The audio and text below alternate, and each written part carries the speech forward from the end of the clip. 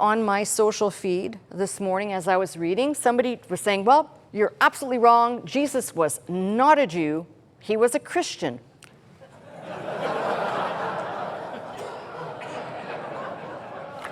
Only believe.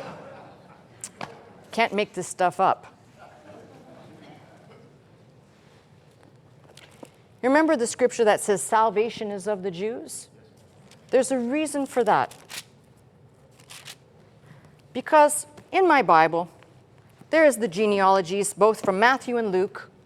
They were put there for a reason. They were put there to show the lineage from which he came. That lineage is not pagan, it is not Greek, it is not barbarian.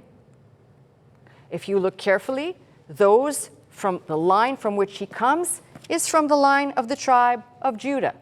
That tribe is basically the morphing of the word Judahite, which became Judah, Judaism, Jewish into our language. Okay? Regardless of the English, forget that, but the concept is there, clear as day.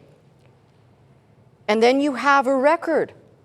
Why did Joseph and Mary, why was he in the temple?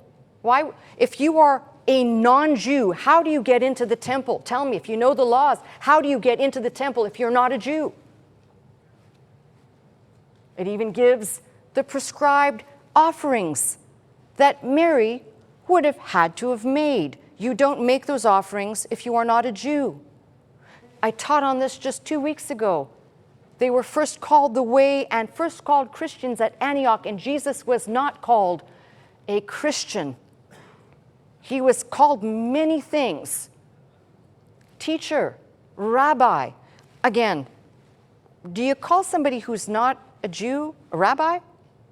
Because the Greek's very clear. When I read in the New Testament, they came and they said, Rabboni, rabbi.